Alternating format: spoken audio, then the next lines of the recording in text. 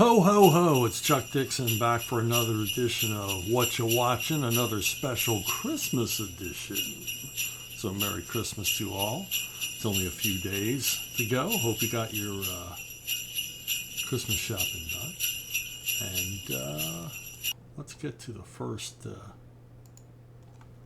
flick here.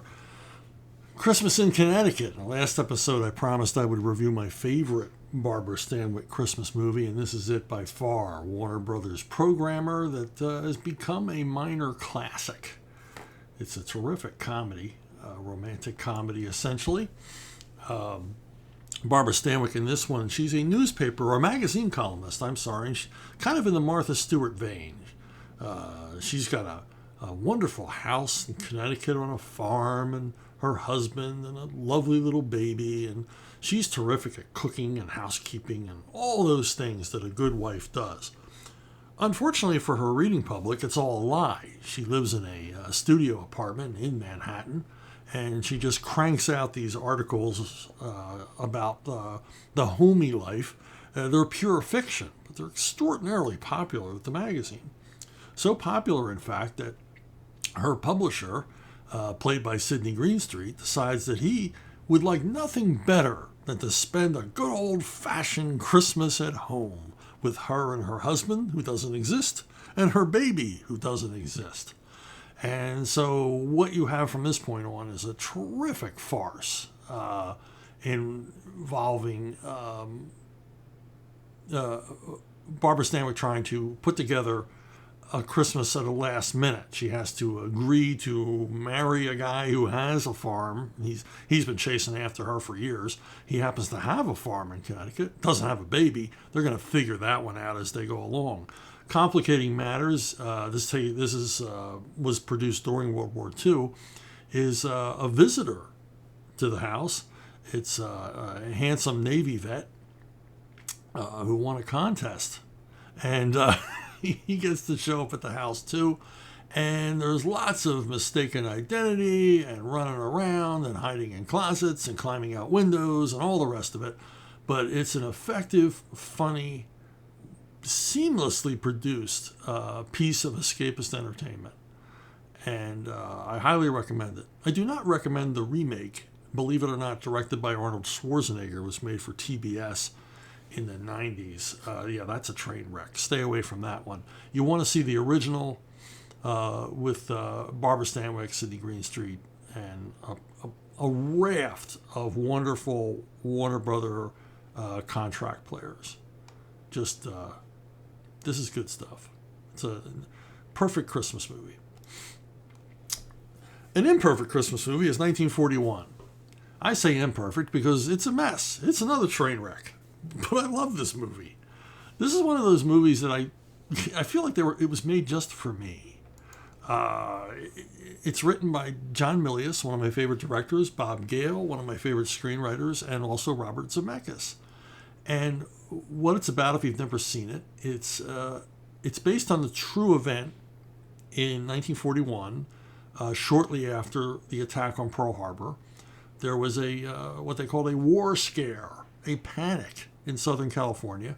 A rumor got started that the Japanese were landing, an amphibious landing, and they were going to start bombing. The Japanese fleet was going to show up any moment off of Catalina Island and begin shelling Hollywood in preparation for the Japanese invasion of the American mainland. And people got real worked up about this. There were shots fired in the air and people going nuts and hiding in bomb shelters and just general pandemonium. And that's what this film tries to capture. It's directed by Steven Spielberg. This is the movie that ruined his career. He only redeemed himself upon making Raiders of the Lost Ark. This movie almost bankrupted 2 studios. It's an enormously expensive production. Huge ensemble cast. It's one of the few epic comedies ever made. The period details astounding. The effects, all practical effects done with miniatures, are jaw-dropping. They really are. This film was a long time in production. And as I said, it nearly bankrupted two studios. Two studios teamed up to make this one. They thought it was a surefire hit. And I'm not quite sure why it wasn't a surefire hit, except that it's a little long. Not too long for me, but too long for general audiences. And it was too long to run 3 times in an evening at a movie theater, which always hurts a movie unless there's huge word of mouth for it. And the word of mouth on this movie, well, there wasn't any. People just didn't seem to like it. They didn't, I don't know. The marketing was bizarre, I have to say that. The marketing left you wondering, what the hell is this? I don't even understand what I'm about to see or what they're asking me to go see. But, it's a festival of character actors. I mean, you've got John Belushi and Dan Aykroyd basically leading the cast, but you've got Robert Stack, Dub Taylor, Warren Oates, Ned Beatty, Treat Williams, Nancy Allen, Tim Matheson. The list goes on and on. Eddie Deason, Murray Hamilton, Toshiro Mifune, and Christopher Lee together in scenes. Toshiro Mifune in scenes with Slim Pickens is, for me, worth the price of admission to this film. It's just a wacky, crazy, entirely self-indulgent film. Spielberg was feeling his oats. He had all the juice. That's the only way this movie could have gotten made. He had all the juice you could possibly have, and he spent it all on this movie. He insisted that the tank in the movie be an exact replica of Humphrey Bogart's tank in Sahara. There's no working model of that made, so they made one for this movie. There were lots of working models of Shermans they could have used, any other World War II era tank. But Spielberg, because he had the whip hand at this moment, he insisted on recreating Bogey's tank from Sahara. And they said to build a whole new tank. They built a whole new German submarine, which thankfully got reused in Raiders, so they got some more use out of it. But for the most part, this movie was... this is one of the... In Hollywood, they always tell you no movie makes any money. Hollywood accountants can prove that no movie has ever made a dime. They're making these movies out of the goodness of their heart from their enormous houses in Malibu. I think this movie still remains unprofitable. It rarely gets shown on television. It gets a DVD or Blu-ray release every now and then. I don't think it did well on VHS and rentals back in the day. I don't know the final budget of this film. I think they leached budgets from other movies to create this, monstrosity of a picture. And I'm sure lots of scapegoats got fired along the way. And as I said, it virtually ruined Spielberg's career. He was rescued by George Lucas, bringing him on to Raiders of the Lost Ark against the advice of Paramount Studios, which was one of the studios nearly ruined by 1941. So, but if you ever get a chance to see it, I don't know where you would see it. I don't think it's streaming anywhere, and nobody ever seems to run it. It's like this movie that Hollywood would rather forget. But I've watched it on multiple occasions, generally around Christmas time, and the sum of its parts are not good, but there's so many great parts in it. Just funny scenes. Laugh out loud, hysterically funny scenes. And as I said, the practical effects, the miniature effects are amazing. They are amazing. I miss those kind of effects. CGI has ruined everything. Okay, It's a Wonderful Life. Someone posted here on the page you're watching right now that they hate this movie. It's their least favorite movie of all time. Well, sorry. I like this movie. It's a great Christmas movie. And it's one of the few movies that I like that are about the true meaning of Christmas, but still manage. It's an American Christmas Carol is what it is. And being an American Christmas Carol, it's kind of dark. And the darkness is lent real weight by the performance of Jimmy Stewart here. And there's a reason for that. And aside from the fact that Stewart has always been a talented actor with lots of range, this is the first movie Stewart made after returning home from World War II. Now, if you don't know about Jimmy Stewart's military career, he flew 50 missions as commander of a bomber. He was the pilot of a bomber over Europe. 50 missions. I know what that means because my dad was a bombardier over Europe in World War II, and I know he had his own PTSD problems. We didn't know that's what it was called. It's combat shock or battle fatigue. I mean, he was normal in every respect, but he tended to panic when he heard sirens going off and things like that. And he would sometimes, if he had enough drinks, tell us some of the stuff he experienced in those kind of B-17. And it sounded horrifying. I, as a kid, nearly got PTSD just thinking about it. So here, Jimmy Stewart comes back. He's been the captain. He's miraculously survived because the attrition rate was a nightmare over Europe for our flyboys. And he comes back, he survives, and he's a mess. He readily admits he's a mess. He's psychologically shattered by the experience of that he had during the war. And he's more concerned about his psychological well-being at this point than he is his career. And he was never that big a star before World War II, so I guess he thought maybe his career was over. He gets approached by director Frank Capra, who has this crazy idea for a movie about a guy who at Christmas time gets granted a wish that he had never been born. And Stewart agrees to go out to Capra's house and listen to Capra's pitch. Capra says, I think this is the perfect film for you. A perfect return to Hollywood for you. It's about an all-American guy, just American everyman. And I think you've got the range to play this because it goes from comedy to drama. And by Stewart's own telling, he sits down and listens to Capra tell the story. And Capra takes nearly the running time of the film. He tells him the entire movie. And Stewart said that he didn't understand any of it. That he was barely, he was kept getting distracted. He was barely listening, but he needed the work. So he said yes.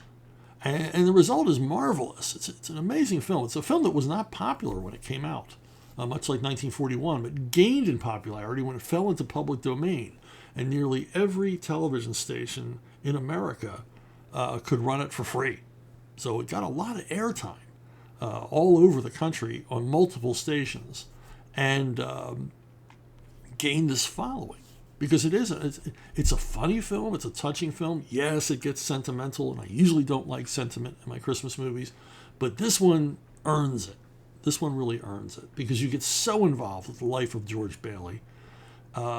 It's also really unusual for a Hollywood film because it's kind of anti-structure.